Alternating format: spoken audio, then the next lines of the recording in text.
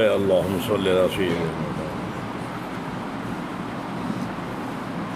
بسم الله الرحمن الرحيم اللهم صل على محمد وعلى آل محمد كما صليت على إبراهيم وعلى آل إبراهيم إنك حميد مجيد اللهم بارك على محمد وعلى آل محمد كما باركت على إبراهيم وعلى آل إبراهيم إنك حميد مجيد قول النبي صلى الله عليه وسلم أنا أعلم بالله وأن المعرفة خير القوي لقول الله تعالى ولكن يؤاخذكم بما كسبت قلوبكم.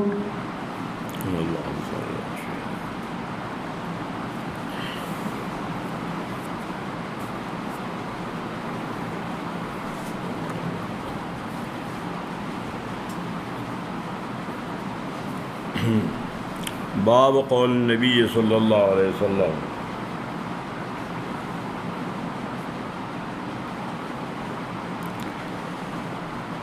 باب کی ترکیب اضافت کے ساتھ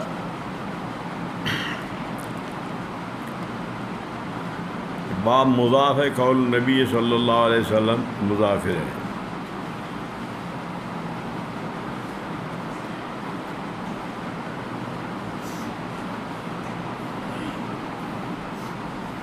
اس باب کا پہلے باب کے ساتھ مناسبت، پہلے باب میں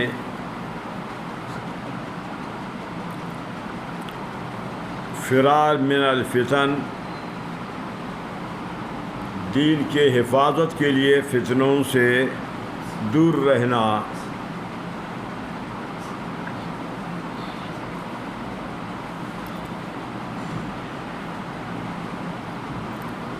تو جس آدمی کا دین قوی ہوگا، مضبوط ہوگا، اتنا ہی وہ فتنوں سے اپنے کو دور رکھے گا.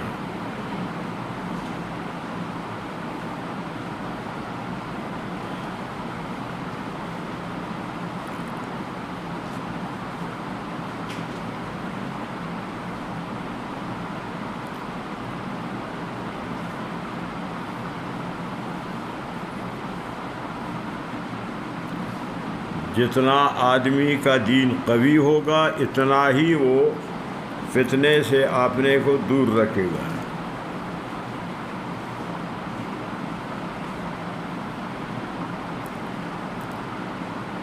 اور یہ اللہ کی معرفت سے حاصل ہوتا ہے، دین میں تقویت، مضبوطی.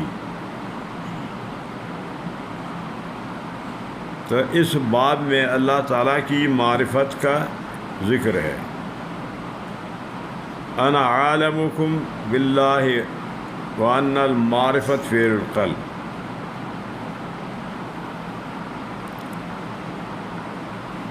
اور اس باب سے غرض امام بخاری رحمۃ اللہ علیہ کا کرامیہ فرقہ پر رد کرنا ہے.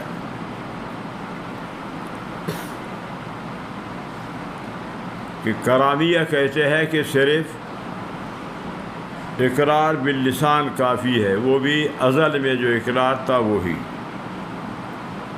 ان پر رد فرما رہے ہیں کہ نہیں، ولیکن یؤاخذ بما کسبت قلوبکم. معرفت قلبی ضروری ہے، معرفت قلبی کے بغیر صرف اقرار باللسان کافی نہیں.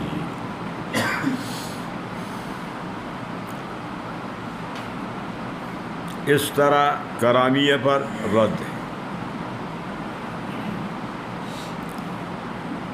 اب یہاں ایک سوال وارد ہوگا، یہ تو کتاب الایمان ہے،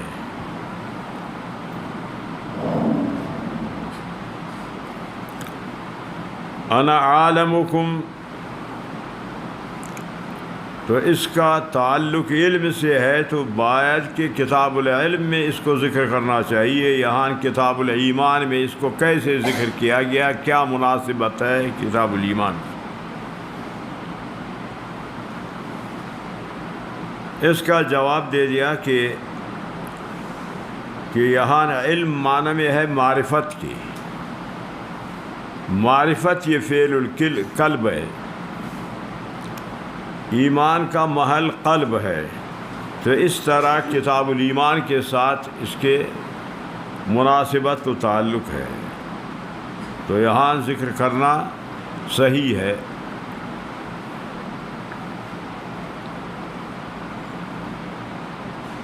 انا عالمکم باللہ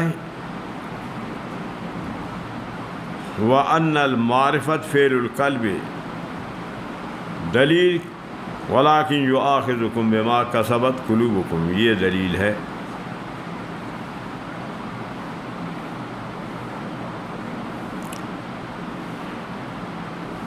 یمین کے 3 قسم ہے، یمین لغو، یمین غموس یا یمین منعقدہ۔ ولیکن یؤاخذکم بما کسبت، یہ یمین منعقدہ ہے کہ جب دل میں پکا عزم کرے گا پختہ تو پھر اس پر مواخذہ ہے، اور ویسے جو وساوس دل میں آ جائیں اس کا عزم نہ کریں تو اس پر مواخذہ نہیں ہے۔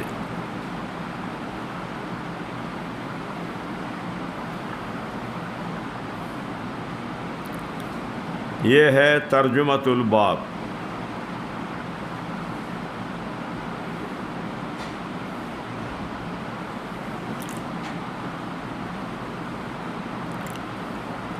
علم اور معرفت، ان میں فرق،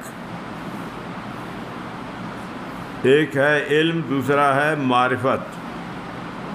علم میں معرفت میں فرق۔ علم ادراک کی کلیات کے لیے آتا ہے، معرفت ادراک کی جزیات کے لیے، ایک فرق۔ اور دوسرا فرق علم ادراک کے مرکبات کے لیے ہے اور معرفت ادراک کے بسائط کے لیے۔ تیسرا فرق علم متعدی 2 مفعول کی طرف ہوتا ہے، معرفت 1 مفعول کی طرف۔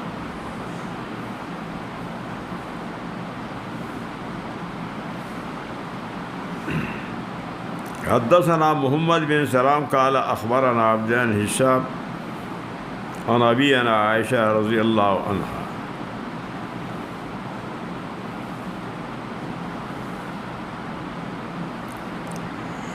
كان رسول اللہ صلی اللہ علیہ وسلم اذا امرهم من الاعمال بما يطيقون۔ یہاں یہ حدیث مختصر ہے، جب یہ حدیث مفصل جہاں آتی ہے اس میں اس طرح بیان ہے کہ حضرت علی رضی اللہ تعالی عنہ اور عثمان بن مظعون، عبداللہ بن رواحہ، یہ حضرت عائشہ صدیقہ سے پوچھا کہ نبی علیہ السلام کا اعمال کا عمل کا کیا طریقہ ہے، وہ کس طرح عمل فرماتے۔ تو حضرت عائشہ صدیقہ نے جب فرمایا تو انہوں نے کہا کہ نبی علیہ الصلاۃ والسلام تو معصوم ہے، ان کے لیے کم عبادت بھی کافی ہے، ہم تو گناہگار ہیں، ہمارے لیے اتنی عبادت کافی نہیں ہے، ہم مزید زیادہ عبادت کریں۔ جب نبی علیہ السلام کو حضرت عائشہ نے بتایا، نبی علیہ السلام غصہ ہو گئے، فرمایا کہ میں تم لوگوں سے زیادہ علم رکھتا ہوں، میں تم لوگوں سے زیادہ اللہ سے ڈرتا ہوں، میں عبادت بھی کرتا ہوں، رات کو تہجد اور سوتا بھی ہوں، روزہ رکھتا ہوں، افطار بھی کرتا ہوں، اور میں نے نکاح کیا ہے کہ تم لوگ کہتے ہو کہ نہ ہم نکاح کریں گے، کہ مصروف رہیں گے نکاح میں، پھر عبادت ہم زیادہ نہیں کر سکتے ہیں۔ کہ نکاح نہیں کریں گے، ایک نے کہا کہ ہم ہمیشہ روزہ رکھیں گے، ایک نے کہا کہ ہمیشہ ہم رات کو عبادت کریں گے۔ تو نبی علیہ الصلوۃ والسلام نے فرمایا اللہ تعالیٰ اتنا اعمال کا تمہیں تکلیف دیتا ہے جس کا تم طاقت رکھتے ہو، اس طرح تم ہمیشہ دوام نہیں کر سکتے ہو اعمال پر۔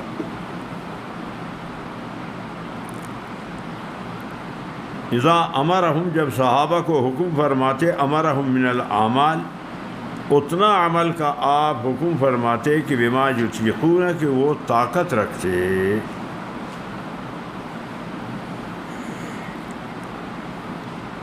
قالوا، انہوں نے کہا انا لسنا کہیئتک، ہم آپ کی طرح نہیں ہے یا رسول اللہ، کہ ان اللہ قد غفر لک ما تقدم من ذنبک، آپ کے تو گناہوں کو اللہ نے معاف کیا ہے، آپ پر تو کوئی گناہ ہے نہیں، آپ معصوم ہے، آپ کے لیے تھوڑی سی عبادت کافی ہے، ہمارے لیے تھوڑی عبادت کافی نہیں، ہمیں زیادہ عبادت کرنا چاہیے۔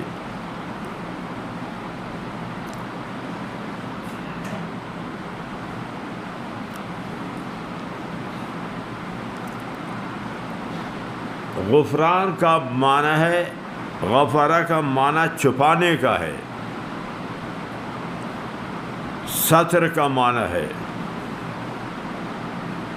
غفران کا معنی ستر، چھپانے کا معنی ہے کہ اللہ تعالیٰ نے آپ کے گناہوں کو چھپایا، یعنی معاف کیا ہے۔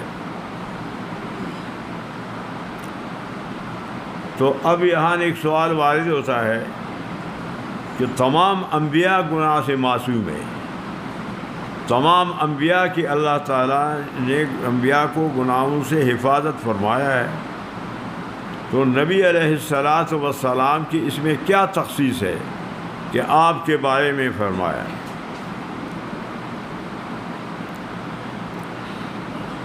اس کا جواب یہ ہے کہ قیامت کے دن انبیاء کے پاس سفارش کے لیے لوگ آئیں گے تو معذرت کریں گے انبیاء کہ ہم سفارش نہیں کر سکتے، تو نبی علیہ الصلوۃ والسلام معذرت نہیں کریں گے، سفارش کریں گے۔ غفران ما تأخر سے یہ مراد ہے کہ قیامت کے دن دوسرے انبیاء معذرت کریں گے کہ ہم سفارش نہیں کر سکتے ہیں، سمجھا؟ تو نبی علیہ السلام اس معذرت سے معصوم ہے کہ آپ وہاں یہ عذر پیش نہیں کریں گے بلکہ سفارش کریں گے، یہ مراد ہے غفران ما تأخر۔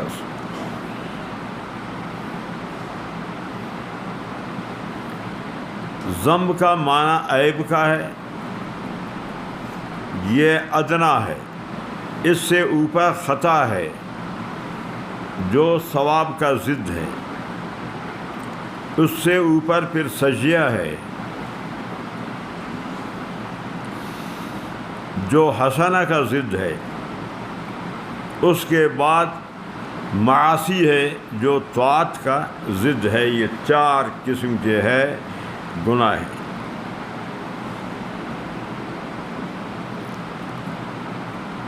فیغضب، نبی علیہ الصلوۃ والسلام غصہ فرمایا،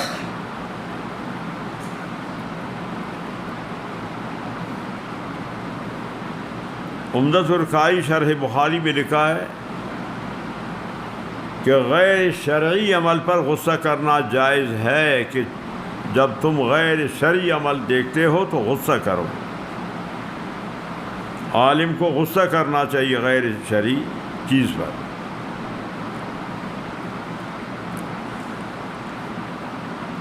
غضب کا معنی ایک غضب ہے خالق کا، دوسرا غضب ہے مخلوق کا۔ مخلوق کا غضب کہ اس کے دل میں غصہ جوش آ جاتا ہے، خالق کا غضب کہ نافرمان کو معصیت پر سزا دیتا ہے۔ حتیٰ یعرف الغضب فی وجہہ، نبی علیہ الصلوۃ والسلام کے چہرے سے غصہ کے آثار ظاہر ہو گئے۔ ثم یقول، پھر فرمائے، انی اتقاکم وعالمکم باللہ انا۔ انی اتقاکم، یہ قوت عملیہ ہے، میرا عمل تم لوگوں سے زیادہ ہے۔ عالمکم باللہ، یہ ہے قوت علمی کہ میرا علم بھی تم لوگوں سے زیادہ ہے۔ جو جتنا ہی جس کو اللہ کی معرفت حاصل ہو وہ اللہ سے اتنا ہی زیادہ ڈرتا ہے۔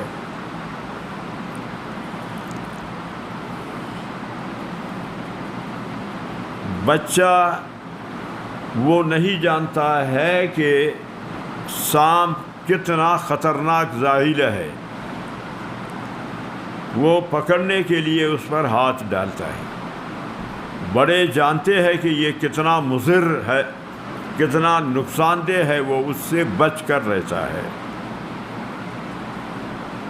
تو جو جتنا اللہ کو جانتا ہے اتنا ہی اللہ سے وہ زیادہ ڈرتا ہے۔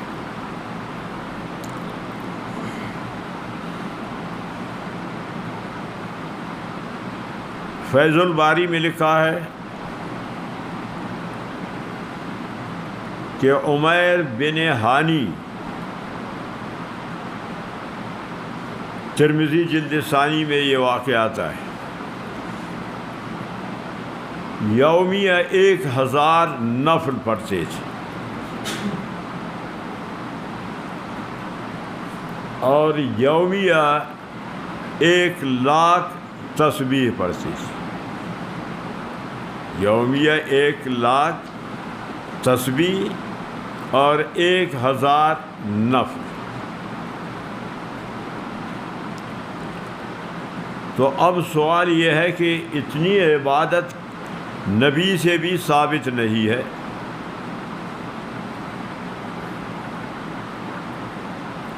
اور کوئی بھی یہ نہیں کہتا ہے کہ کسی ولی کا نبی سے درجہ زیادہ ہو، کہ عبادت زیادہ ہے، تسبیحات زیادہ ہے، اس کا درجہ زیادہ ہو، کوئی بھی نہیں کہتا۔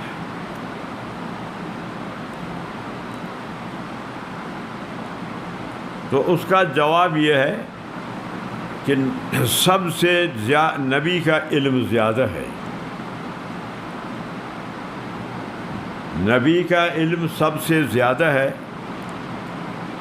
تو اگرچہ عبادت کم ہو لیکن جس کا علم زیادہ ہے اس کی تھوڑی عبادت کم علم سے زیادہ فضیلت رکھتا ہے، کہ نبی سب سے زیادہ علم والا ہے، اگرچہ عبادت اس کے کم ہو کسی بزرگ سے، کسی آدمی سے، لیکن درجہ میں وہ نبی سے نہیں بڑھ سکتا، کہ اس لیے کہ جس کا علم جتنا زیادہ ہے اس کا تھوڑا عمل بھی سمجھانا وہ زیادہ عبادت والے سے زیادہ ہے درجہ اس کا۔ تو نبی صلی اللہ علیہ وسلم فرمایا کہ میرا سب سے علم زیادہ ہے، تو اسی لیے نبی کا درجہ علم کی وجہ سے سب سے زیادہ ہے، عبادت اس کی کتنا ہی ہو۔ بات سمجھ نہیں، جو جتنا بڑا علم والا ہوگا وہ زیادہ بزرگ وہی ہوتا ہے۔ سمجھ میں آ گیا یا نہیں؟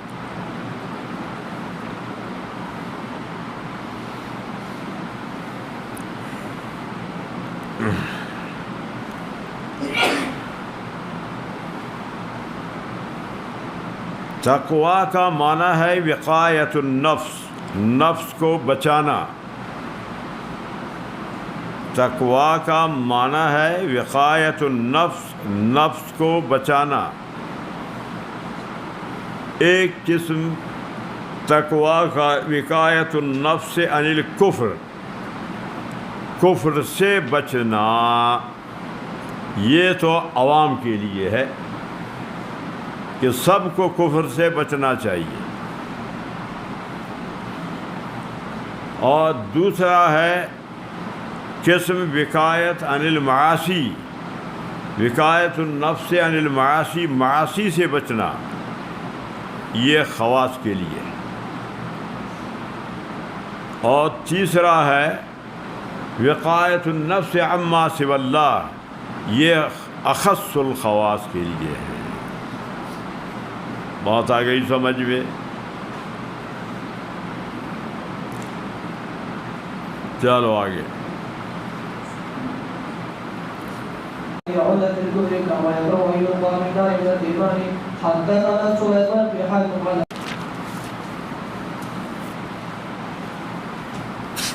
پہلے باب میں تو ترکیب صرف اضافی ترکیب، باب مضاف ما بعد مضاف الیہ، صرف ایک ترکیب تھی۔ اس میں تینوں ترکیب ہے، تنوین کے ساتھ بھی، وقف کے ساتھ بھی، اور اضافت کے ساتھ۔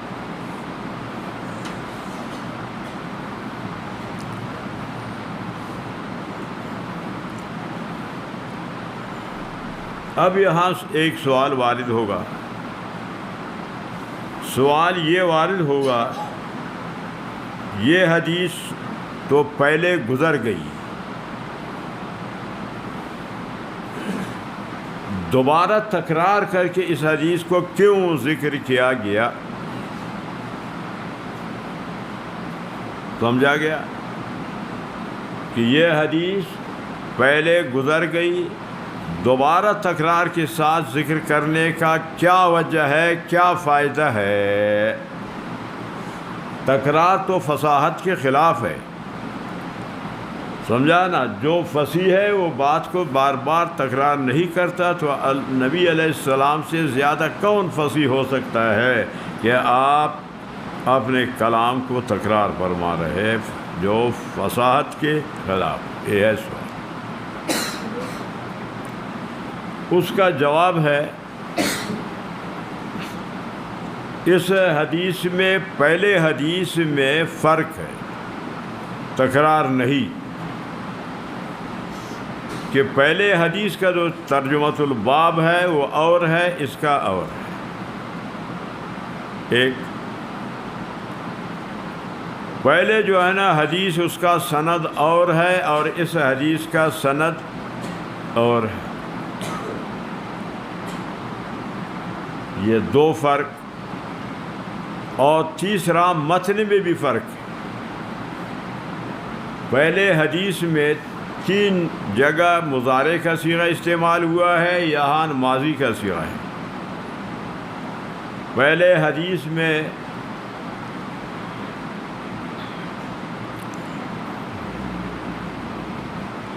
مر کا لفظ ہے، احب المر، اس میں ہے احب العبد، یہ فرق ہے۔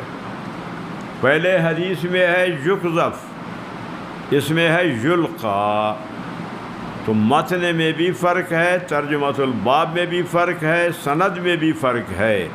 تو جب فرق ہو پھر وہ تکرار نہیں کہلاتا، وہ تکرار نہیں ہے۔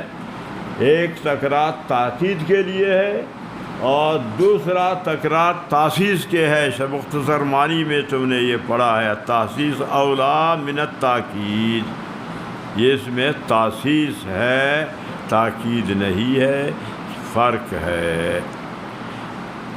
تو یہ بات سمجھنا چاہیے کہ بخاری شریف کے اندر جو حدیثیں تکرار کے ساتھ ہیں تو یہی اس طرح تکرار ہوگا کہ اس میں سند میں بھی فرق ہوگا، متن میں بھی فرق ہوگا، انہی متن کے ساتھ سند کے ساتھ دوبارہ ذکر کرے، اس طرح کا بخاری شریف میں تکرار نہیں ہے کہ بخاری کے مقررات ہے تو یہ مطلب ہے اس کا۔ یہ نہیں ہے لوگوں نے یہی سمجھا ہے کہ بس تکرار ہے، مانا پہلے جس طرح آیا ہے بعد میں۔ اچھا ابھی دیکھو کیا تھا پہلے، وہاں ترجمۃ الباب کیا تھا؟ باب حلاوت الایمان، نہیں ہے؟ اسی صفحے میں دیکھو نا، آگے ہے یا نہیں؟ کدھر ہے؟ حلاوت الایمان۔ اور یہاں ترجمۃ الباب کیا ہے؟ من کرہ ان یعود فی الکفر، فرق نہیں ہے؟ ترجمۃ الباب میں فرق ہے یا نہیں؟ اچھا، وہاں سند کیا تھا؟ محمد بن المثنى، اور یہاں کیا ہے سند؟ حدثنا سلیمان بن حرب۔ تو فرق ہے یا نہیں؟ فرق ہے نا؟ اچھا، وہاں کیا تھا؟ ان یحب المرء، اور یہاں کیا ہے؟ من احب عبدا۔ وہاں مر کا لفظ ہے، یہاں عبد کا، فرق نہیں ہے؟ فرق ہے نا؟ اچھا، وہاں کیا تھا؟ یقذف، اور یہاں کیا ہے؟ ان یلقى فی النار۔ فرق ہے یا نہیں؟ سمجھا نا؟ اس طرح سمجھا کرو، یہ نہیں کہ لفظی ترجمہ تم نے پڑھ لیا بس بہت تیر مارا ہے بخاری سمجھا ہے جٹ کی تم ہو، ایسے فرق نکالا کرو، پھر ہے بخاری کا سمجھنا۔ سمجھا گیا یا نہیں؟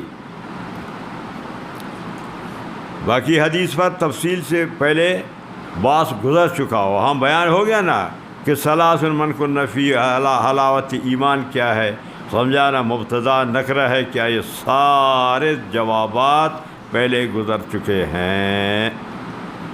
سمجھا رہی ہے بات؟ باب تفاضل اہل الایمان۔